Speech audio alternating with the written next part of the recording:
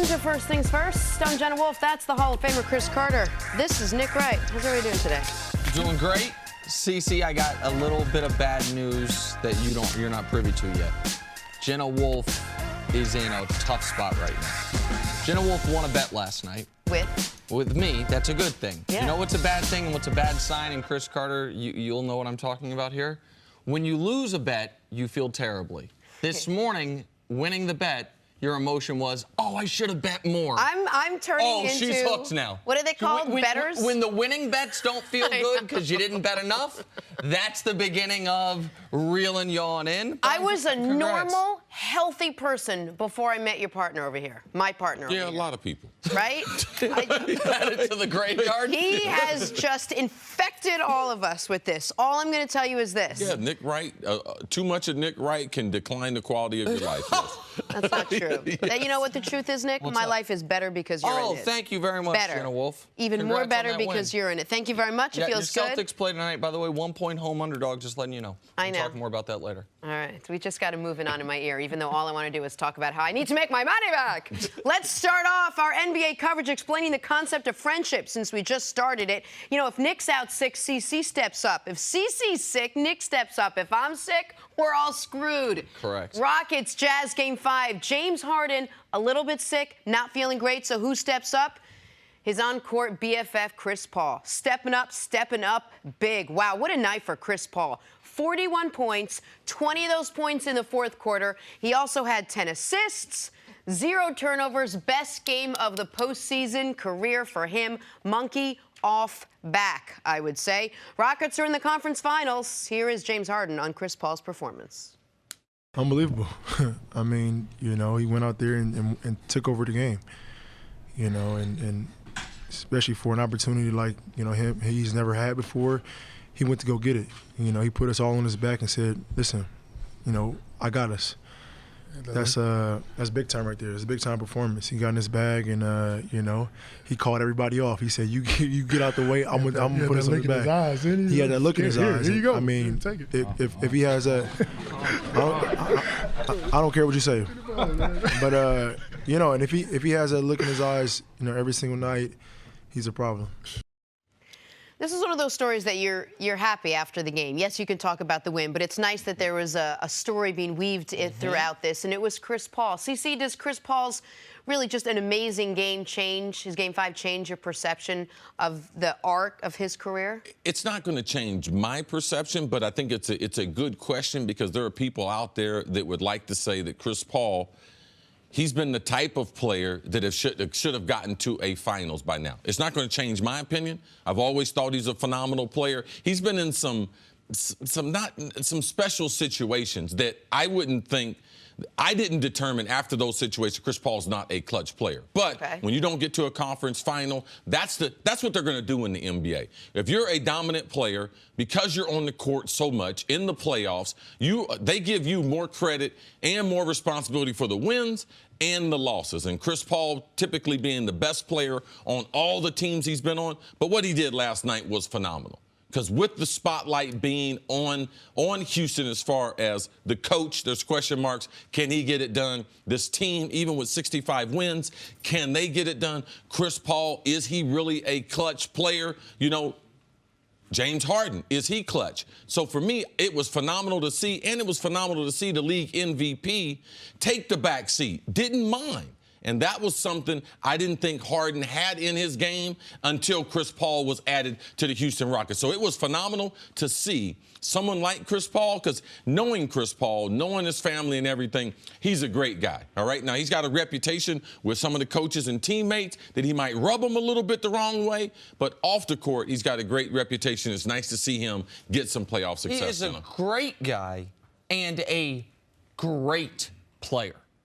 I believe when it is all said and done for Chris Paul, there will be 2 point guards, Magic and Oscar, clearly better than him, and then you will be able to make an argument for him versus everybody else. Stockton, Isaiah, Kidd, Steph, Nash, whomever, Iverson, whomever you love. I think Chris Paul has been on that type of trajectory since basically year 2 in New Orleans, since his amazing early success when he almost won a league MVP when his second best player was David West. But you couldn't disregard the fact that no player in the history of the NBA had played more playoff games without making a conference finals. That was there. That was a real thing. No matter what the advanced metrics say about him, no matter what all his teammates say about him, no matter what the eye test says about him, to be that great and to never make the Final Four was going to be a problem for him. So it's like he was the best player in golf. He's the best player not to win a major. Sure. Right? Absolutely. That's the way we could look at it. Absolutely, because right now I don't know if people would say Cris is the best player to never win a championship, but he certainly was, in my eyes, the greatest player in league history to never make a conference finals. And so, Jenna, the fact that he made it, but made it the way he did, with the greatest offensive quarter of his career. Never had he scored 20 in a quarter before last night. The first 40-point, 10-assist, 0 turnover game in NBA playoff history, right? It had never happened before. So for him to make it and make it that way, I felt great about it because I do love this player, and I think he's deserved some postseason success. So we know the 41 points, and it stands out, and the 20 points in the quarter, and that stands out, and that's great. How underrated is Chris Paul defensively? Oh, he's an amazing defensive player. I think that when people talk about Chris Paul, that's one of the calling cards that we don't talk about it because he's in the West and now he's with Houston. But when you talk about Chris Paul and the people that know basketball, when they talk about Chris Paul, they pull out the point you, Jenna. One of the top defenders in the league and had been for over 10 years. People don't talk about that, though. They like to talk about his lack of success. They talk about him and Doc Rivers not being able to get it done with the Clippers. But Chris Paul as a defender. Now, as we move on to the conference finals, we're getting ready to see. Because him and Harden versus Clay and Steph. And not only Houston's ability to be able to close games a different way, which they did last night with Chris Paul, their ability to be able to defend the backcourt of Golden State is better than ever. And on the defensive point, which is a great point to bring up, because if you're not a rim defender, we don't have a lot of great metrics, counting stats or advanced stats to quantify how good you are defensively. There's the steals category, but some people would say a lot of the guys with the average of the most steals are some of the worst defenders because it means they're gambling, they're out of position. Chris Paul, when we talk about the Rockets making the huge jump defensively between last year and this year, it is not just P.J. Tucker and your guy, Luc Richard Mbah-a-Moute. It's the best defensive point guard of a generation. That's who Chris Paul has been. First-team All-NBA defense year in, year out. And you don't always get what you deserve in sports, but Chris Paul a few years ago hit a buzzer beater in Game 7 to beat the Spurs. And I thought, okay, well, that will remove all of the choker stuff from him. But it didn't. They blow a 3-1 lead. Yep. He had the tough series against OKC at the end. And so now this does remove it. Now we can say there's a lot of really good players who haven't been to the finals in this league. There weren't players at this level that hadn't been to the conference finals. Right. And even if they aren't able to get through Golden State, I don't think the same commentary that followed Chris Paul after hitting the game winner, I don't think it will follow him after facing one of the best teams that we've seen in the conference final in Golden State, with them being in their 4th straight conference final. 100%. You also have to look at this as a win for Houston to be able to do what they did without James Harden really stepping up, without why having you get him. Yeah. That's why you go get Chris Paul, because you are, even if you're a guy, every superstar in the league except LeBron has a history of about once a series they're going to lay a dud. You know what I mean? Whether it's Steph, whether it's KD, no matter whomever you are. And Harden has a more tattered history than that. A couple times a series he might have a bad game. That's even if he's fully healthy. Chris Paul revealed yesterday that he was a little under the weather. But that's why you go get him, Chris. Yes. So you can win this game, because I don't want people to underrate this. This is a game the Rockets were trailing going into the 4th quarter. Yes. If they lose that game, and they have to go to Utah for Game 6, we're talking a totally different situation right now. We're bringing up the 3-1. We're talking about a pick'em Game 6, and then all of a sudden, what really is the situation for the Rockets? Yeah, Chris Paul, he'll look back on this season with a lot of accomplishments. But the most important thing for me personally is what he did. He came over. We went to watch him play against Brooklyn. Yes. And I hollered at him on the court, "Hey, Chris Paul, I need a picture after the game." He stopped what he was doing and was like, "I need a picture too." And awesome. Nick's wife, Danielle, had the jersey on. So him coming over this season is one of many accomplishments. It was great. And he is, I'm glad you mentioned it. He's my wife's all-time favorite player. He took time with her, thanks to Chris Carter. But no, the things you hear about Chris Paul off the court are 100% accurate. That's great. Like one of the NBA's really good guys. All right, the Rockets can sit back now. They're on to the Western Conference Finals. Coming up, are the Warriors still on cruise control through the first 2 rounds of the playoffs? We'll set that table next on First Things First. We'll get to the Warriors in just a second, but first are those 2 words. Jazz Rockets Game 5, Donovan Mitchell. Tough basket gets it to fall and one.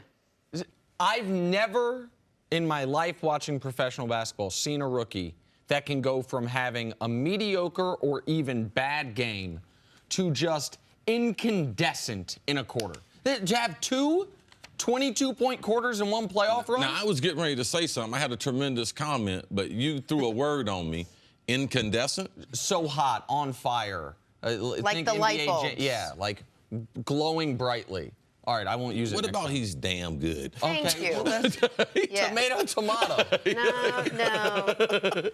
Same game, Alec Burks drives, baseline, throws down. In college that Big last one. year. I think they were going to teach those words that last year. I don't know about it, Ohio State. He was good for them yesterday. Be offended by that. Oh, no, it's all good. He knows. And Binghamton neither. Come on. I'm offended by that. Now you lost your chance to speak. Same game, Gerald Green with the steal. Boom. Vicious fast break dunk. Rockets are moving on to the Western Conference Finals, boys. This was the thing. I'm not surprised that Houston, the team, like they love Gerald Green, but I was really shocked, Nick, at the conversation we had with Houston's owner, how much he personally loves Gerald Green and realizing the value he brings to that team. Same game, CP3 said hello. The owner could not stop talking about Gerald Green. Yeah, I had to get a lot of information. Didn't know when I was going to run into him again.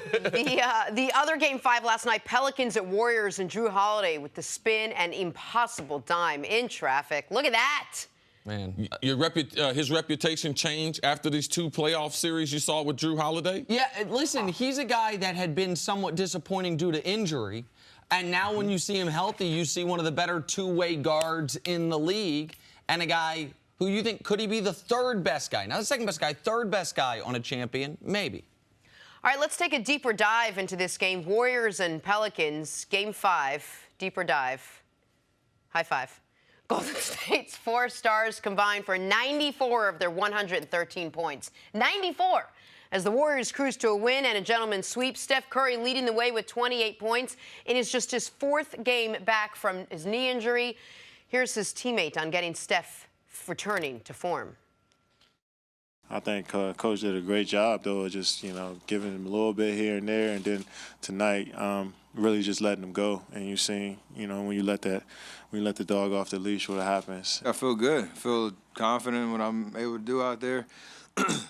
Timing can still get a little bit better with the ball and things like that when you start to get so excited. Still, like, when I'm out there and missing 6 weeks, it's still appreciative of just being out there playing. So, yeah, like I said, I continue to get better, continue to get my timing right, continue to get back to the normal rotations, normal, minutes that I'm out there playing, and hopefully won't look back.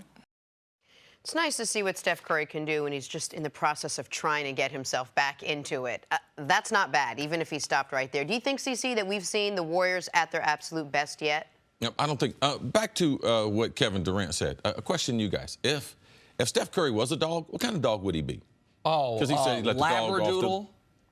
What kind of dog? He'd be a nice dog, right? Some kind of a poodle. I thought you really wanted an actual dog name. I apologize. Go ahead, as you were. No problem. I just thought that was okay. Yeah. Me and being a dog lover. Oh yeah, you being a dog lover, absolutely. Let the dog off the leash.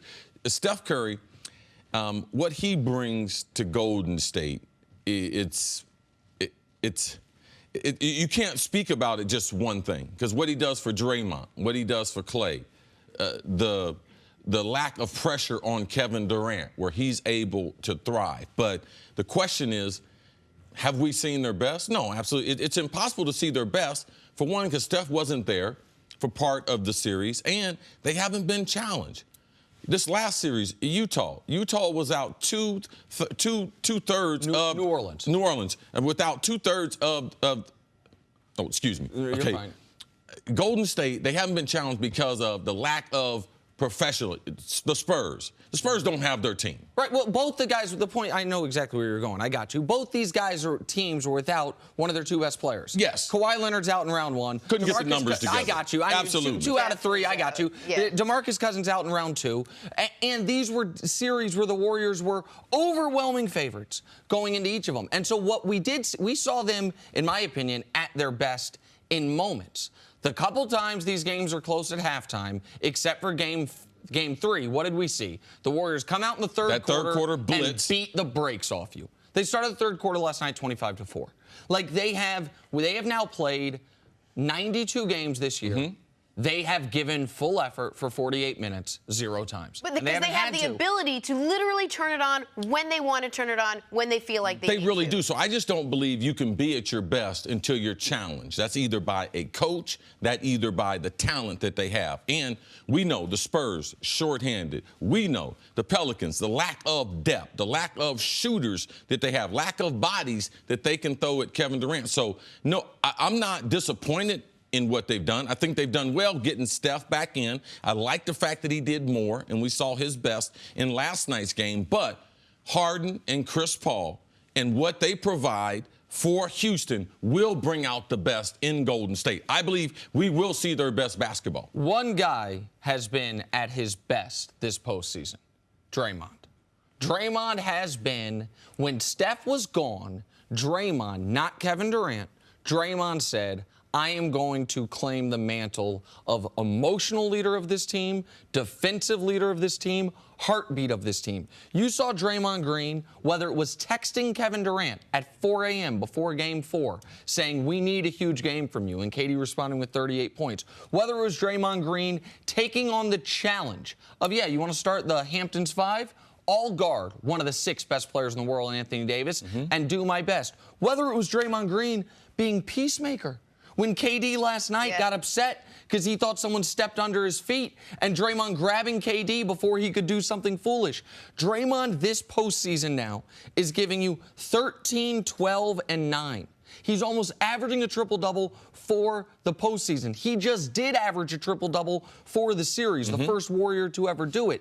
Draymond's been extraordinary. The rest of the Warriors have been good when they've needed to be. Extraordinary, yes, but also the one word that this Warriors team, I think, needs to focus on, consistent. He's actually, of the 4, he's been the most consistent throughout the postseason. Not too high, not too low, on both sides of the ball. And I think if we're going to look at one player of the 4 to be the guy that was going to hold everybody together, it certainly wasn't going to be Draymond Green. No, but that's what makes him really special, Jenna. And you're right about that. When you talk about consistency based on Draymond's emotion and everything, you're not going to look at KD, Steph, and Clay and be like, wow, the most consistent guy is going to be Draymond. But let's talk about the Pelicans just for a second, because we saw what happened in Game 5. And the narrative with regards to Boogie Cousins has changed a lot over the course of the season. First it was, oh, they'll never win without Boogie. Then it was, hey, they don't need Boogie. Anthony Davis is doing enough on his own to carry this team. Then you saw what happened in this game. I wonder if that has changed at all, and now we're thinking maybe this team does need Boogie Cousins. I think it has changed when you look at the firepower that they have in the Western Conference, and I believe a lot of it will be based on their superstar. And you saw him demand Boogie Cousins. After the game, people talked to Anthony, what do you think about Boogie Cousins? Man, we need Boogie Cousins. So to me, sign Boogie Cousins to a short-term deal. Sign him to a 2-year deal. The reason why, your superstar wants him there, but then the pressure goes on to the coach, Alvin Gentry. I need you to continue playing at the pace that you played at after Boogie. Now, see if we can get the same type of results from the Twin Towers, but Gentry's got the responsibility. They have to keep playing at that pace, because that pace which made them formidable in the Western Conference. And you, at the very least, have to be able to toggle the pace up and down. If you can't play at quite that pace when Boogie's on the court, you have to have your team conditioned so when Boogie is off the court for 12 or 14 minutes a game, you can go right back to the pace. That's tough. That's a tough coaching job, but I think Gentry is up for it. I do not think you can let one of the 12 best players in the league walk away and get nothing in return. I just don't. I think you have to re-sign Boogie. Now, If it doesn't work, if you don't look as good, then he becomes a trade chip unless he is just doesn't recover from his injury whatsoever. You have to bring him back to see if it can work, and if not, so you can get something in return. I feel like they've got to re-sign him. All right, the table is set for the Western Conference Finals. It is the Warriors, it is the Rockets, it is as predicted. Coming up, though, we'll talk some football. Will the Giants' offense be as good on the field as they are on paper? That's next on First Things First. On to football. In my head, we are. Let's chat about number 3 overall pick, Sam Darnold. Jets CEO Christopher Johnson had high praise for the rookie quarterback. He said he, quote, honestly thinks they're going to look back 20 years from now and say this is the moment the Jets shifted into a new gear. Cece, what are reasonable expectations for Sam Darnold in his rookie year? Well, we want him to be the starter. And it becomes very important that that starter feels the support of the organization, not only from the beginning, but he's going to go through tough stretches. He's going to have bad games. He might have a bad month. But knowing that the organization thinks you're a special player, and now I need to get some help. Like, this is a team game. I need some help. I need Sam Darnold not getting hit. I need Sam Darnold developed a lot like Mark Sanchez early. I need the defense try to be dominant. I need an offense that is predicated around the running game. I need a couple weapons that he can be able to throw to. That's how you're able to set up a quarterback. Don't just keep having press conferences, oh, I love this guy, oh, I think this guy is going to be special. No guy is special when he gets hit. And quarterbacks we've seen, if you want to talk about stunning the growth of a young quarterback, you let him get sacked 60 times David Carr. his rookie year. Like, that is not what they are built for. They're not used to it. And if the Jets, if they want to support him, that's what they need to do for Sam Darnold. And it'd be help if their number 1 receiving option gets his warrant situation cleaned up as well. Here's the deal. I think year 1, what's fair expectations? Start at least half the games and stay healthy. That's because we are learning you cannot correlate how good a guy is in year 1 or how bad a guy is in year 1 with how he's going to be. You can correlate if he's not good enough to get on the field. I remember when the Jets spent a second-round pick on Christian Hackenberg. People love the pro potential of him coming out of Penn State. He's never gotten on the field. But I watched Jared Goff have one of, statistically speaking, the worst rookie years ever. Yes. And then what did the Rams do in year 2? They spent some money on a left tackle. They spent some money on some weapons. They trade for Sammy Watkins. They do a lot of things, and all of a sudden... Got some fresh thoughts in his head with Sean McVay taking over as the head coach. Absolutely. They do all these things, and he ascends like that. I've also seen a quarterback, not to pick on Dak, but in Dak in year 1 looked like a super-duper star. In year 2, regressed significantly. So what do I need to see from Sam Darnold? That he's good enough at some point to beat out Josh McCown. Like, that level, and what do I need from his teammates? The health thing is, you talk about the violence of pro football more than anyone I've ever met, probably because you're the person I'm closest to that dealt with the violence of pro football. Yeah, I'm still flinching. Right. The difference between what he was subjected to at USC or in high school and what he's about to be subjected to, the Jets need to give him every chance to ease into that. And I know there's no easing into the NFL, but that's the biggest key to his success, more so than his weapons offense. Jenna, you pointed out one of the keys when we had Sam Darnold in here, because we had the pleasure of being able to meet his family. His dad, behind the scenes, a very, very good football dad. He got emotional. We gave him the Hall of Fame tie. You know, he was crying and everything. But his mom, and his mom coming out here and you being in New York, realizing he comes from a very, very stable home life. That's going to help him in New York City. I don't believe it's going to be too big. He was the next heir apparent star on USC's campus. And if you can be a star on that campus, I believe the transition to New York and the Jets and him having that stable family around him will help him out. 2 things, strong mom and an offensive line. Psh, nothing can go wrong, right? The other team in New York, the Giants, fact, they weren't very good last year. Isn't your dad like the general manager, head coach, and everything? He runs everything, all right? Of it, okay. Cece, all of it. Let's just summarize that one sentence I just gave you 8 seconds ago. The Giants had only 3 wins, 4 games played by OBJ, and countless jokes about Ben McAdoo. But with a new coach, a healthy Beckham, and the number 2 overall pick in Saquon Barkley, Eli Manning says the Giants' offense looks good on paper. CeCe, do the Giants have enough on offense to have a bounce-back season? They really do. They really do. And it starts with their quarterback being able to get his confidence back. Because it's not, as long as Eli's been playing, it's not easy to get through what he went through last year. Let's not forget, it's only bad football, all those losses, but his starting streak he got benched. I mean, the backup looked awful. The head coach lost his job. The general manager lost his job. Now we got all new people for Eli. Like, man, this is a make or break year for Eli Manning, a guy who's won 2 Super Bowls. So, yes, it starts on paper. Does Eli have confidence in what they're doing? They spent their resources to give him some protection. So I believe this is a very important offseason for the New York Football Giants. And, yes, I do believe they can get back 9 wins, 10 wins, and get themselves back into the playoff picture. I feel like if any player should be happiest, it's not Odell coming back. It's not the general manager looking at this team. It's got to be Eli Manning. He's got someone to throw to. He's got someone to hand the ball to. He's got Nate Soldier to protect him. And what else happened on draft day, Nick, or didn't happen to help Eli? Quarterback. Yes. There is no team, I want to be very clear about this. There is no team in the league that did more this offseason to help their quarterback than the Giants did for Eli Manning. Yeah. They signed the best left tackle on the market. They used the number 2 overall pick not to draft a quarterback. Excuse me. Also, left tackle, they paid above market value. Right. For Nate. They overpaid. They said, we have to get him a left tackle. So they signed the best left tackle and pay a premium for it. Number 2 overall pick. They got a lot of options. Draft a quarterback. Draft a defensive lineman, like the way they've won Super Bowls before.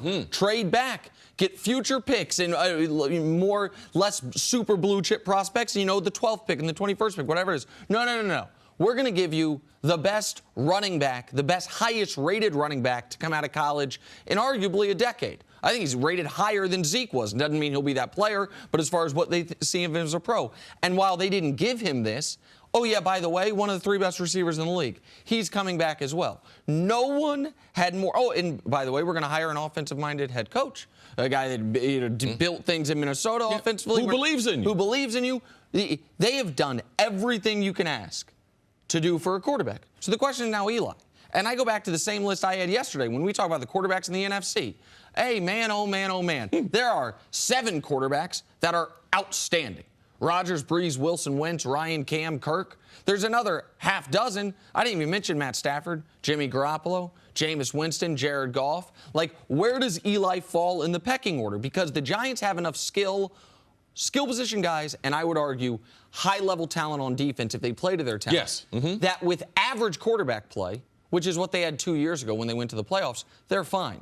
But it's very hard to survive in this league with well below average quarterback play. So that's the question for Eli. Who is he with now the pieces in place, theoretically a healthy team, and an improvement at head coach? And he definitely has the best running back situation that he's had since he's been a Giant, as far as a guy that can do all things for 3 downs. And I believe that has to be able to help Eli's confidence. When you look at the quarterbacks in the NFC, it becomes important, man. They need to get Eli off to a good start.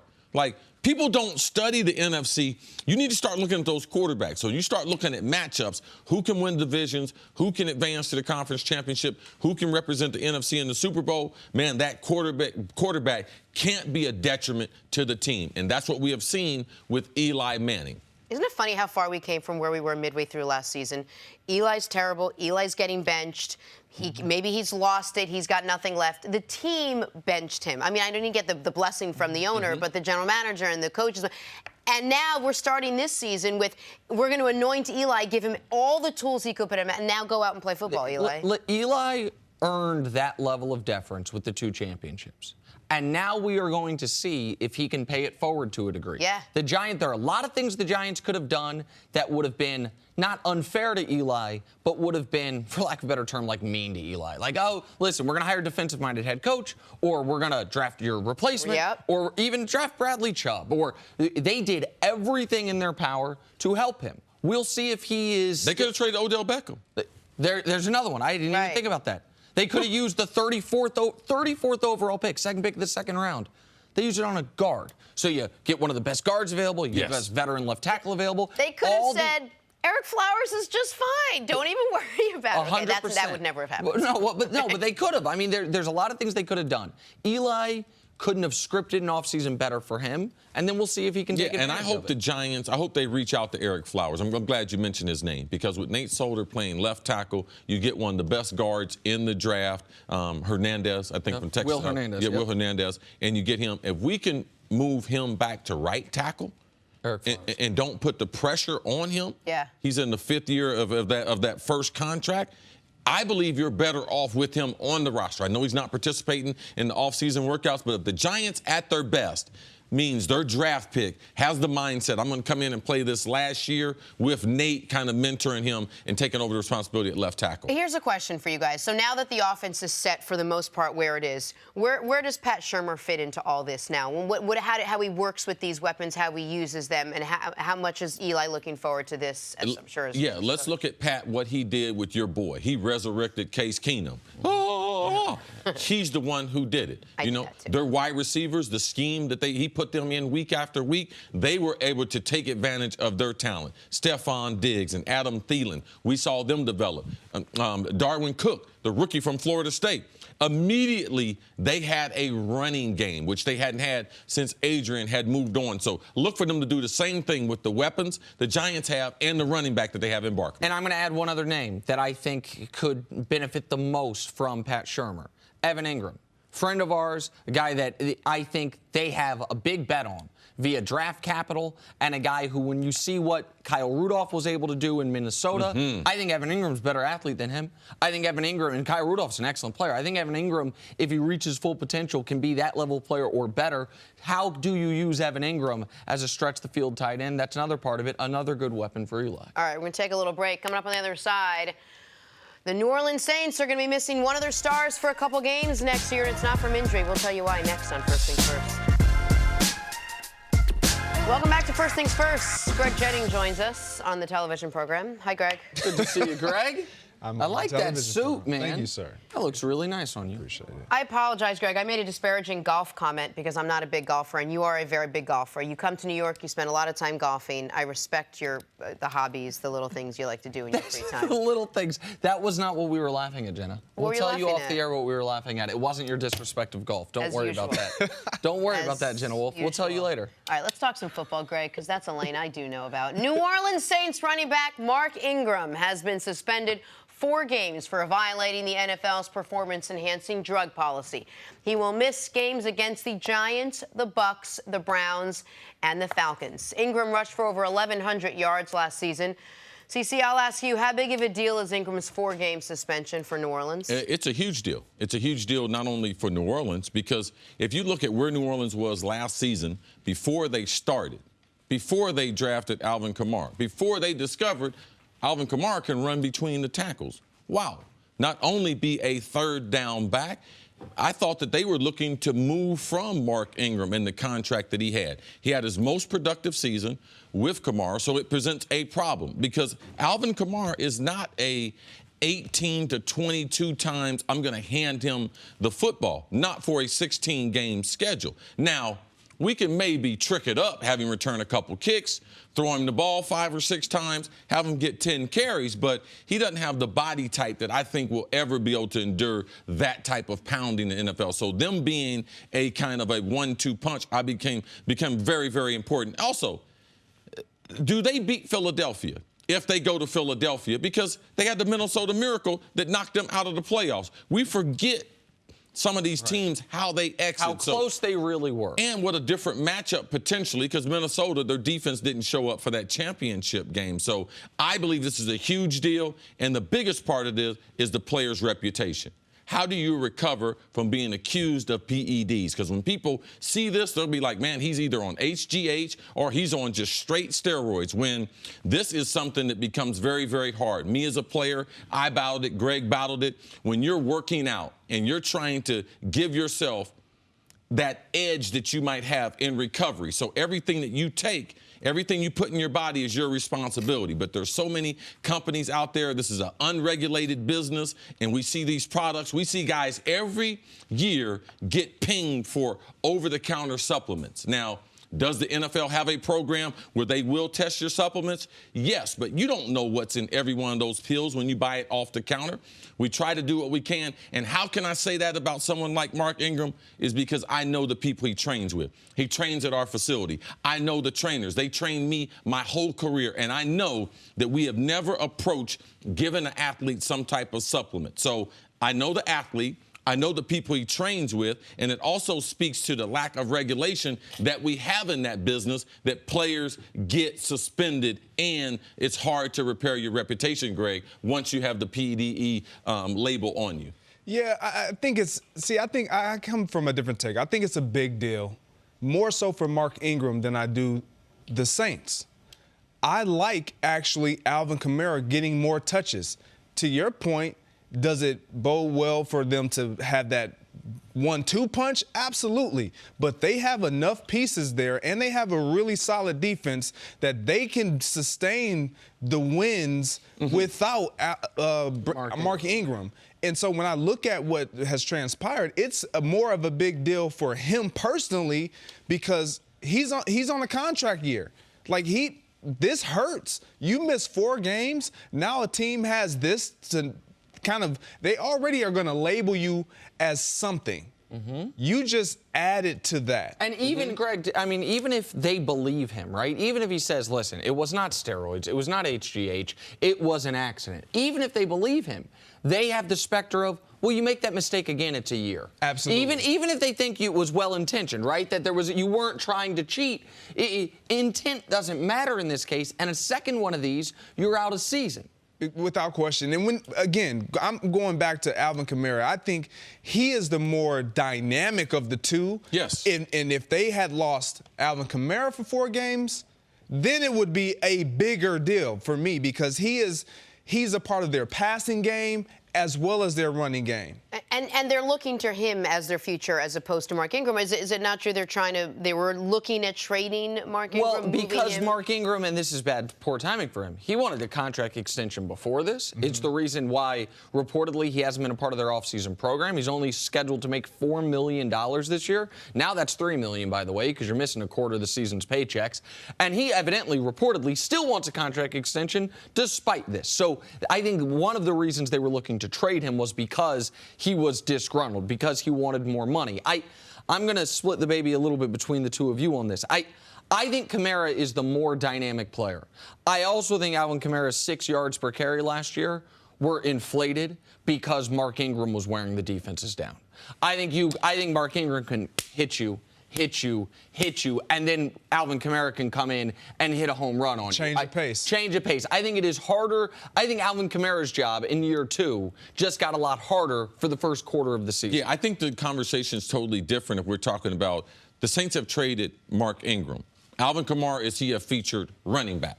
But it's not. It's only a 4-game suspension. Right. So I can understand where Greg is coming from. It's only 4 weeks, and it's the first 4 weeks. So Sean Payton, can he come up with a game plan 4 weeks? Yeah, he's the one that came up with the game plan that let them know that Adrian Peterson, he wasn't useful here. I can put these 2 guys in the same backfield, in the same room, and get productivity. 1,500 yards total scrimmage from both running backs, which led them both being selected to the Pro Bowl. I want to ask you a question, Greg, because I forgot which player it was, but when we talked about a PED suspension a while ago, CeCe was very passionate about it and very adamant about cheating the game and about unfairness to other players in the league who try to do it the right way. Antonio Gates. There you go. That's exactly what it was. Thank you. I couldn't remember who it was. I know from talking to Cris, because he's known Mark Ingram for so long, about the way he's regarded across the league, right? I agree the team might use it against him. What does this do, in your eyes, to his rep amongst the other players? Do they give him the benefit of the doubt, tainted supplement, incorrect supplement, or do they look at him differently now, other players? Honestly, you look at a guy differently. I don't care who it is. When you have been labeled as a cheater, quote unquote, in a league that is high-strung and high competitive, it's almost as though we've never been on the same playing field. You've been kind of enhancing your opportunity, your abilities because of some substance. So for me, I've never had a tolerance for it. I've disliked. I look at Sean Merriman. When I look at Sean Merriman and all the things that he was able to do, and I point him out because I was with him a few weeks ago, it puts a knock on what you were able to do, because I don't know how much that helped you. I don't know. And then when you're off of it, you fall off.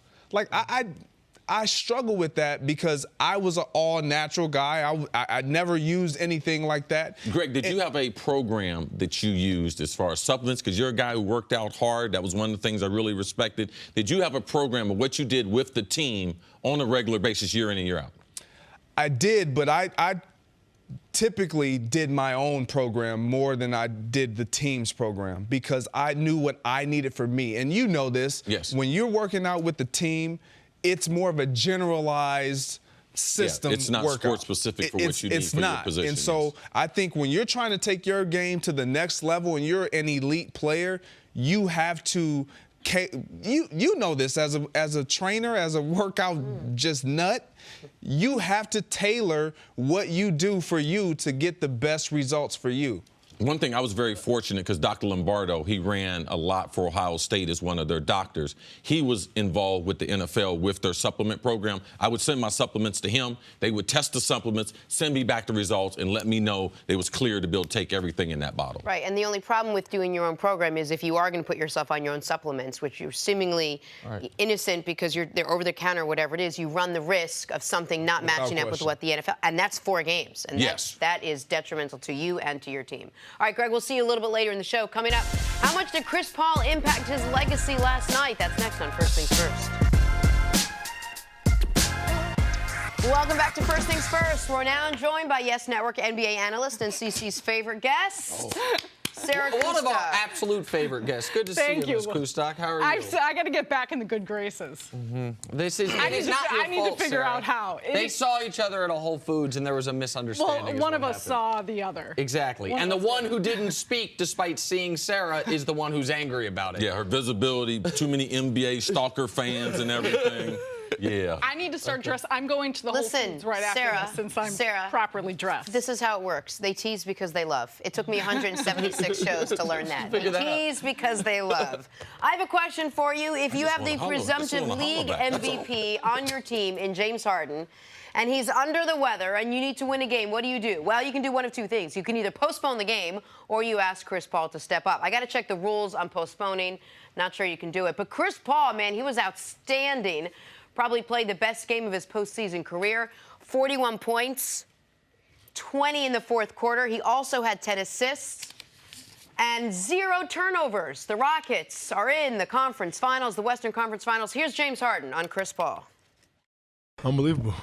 I mean, you know, he went out there and took over the game, you know, and especially for an opportunity like, you know, he's never had before. He went to go get it. You know, he put us all on his back and said, listen, you know, I got us.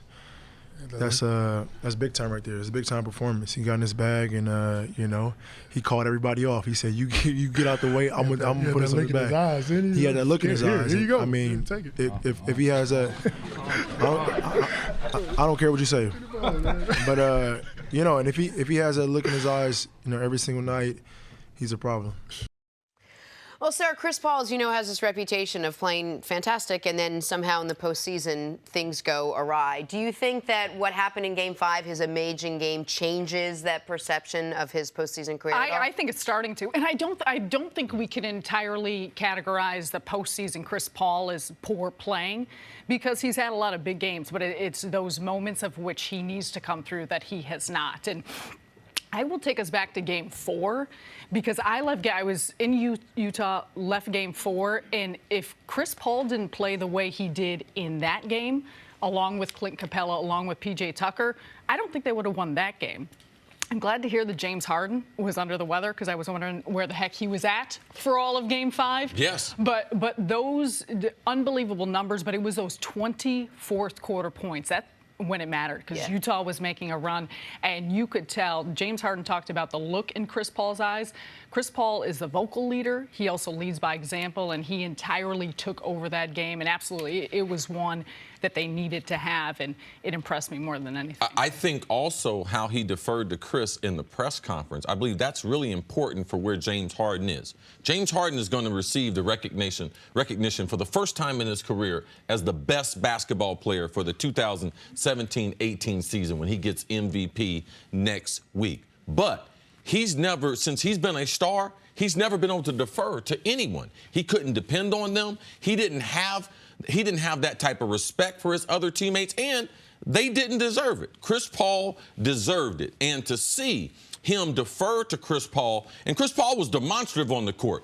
He signaled, Harden, go to the corner. Like the teacher, go to the corner and stand there. And he began to get into his bag. He began to work. He began to do the pick and roll with Capella the same way we had seen Harden. So to me, seeing them in the press conference, it speaks to the confidence that Harden has in Chris Paul and the amount of respect that it will go to the rest of those teammates. When they get in critical situations, they now have that 1-2 punch that since Harden's been a star that he's never had. I want to talk about Chris Paul, the guy, just for a moment here to add some context to this. This is the head of the NBA Players Association.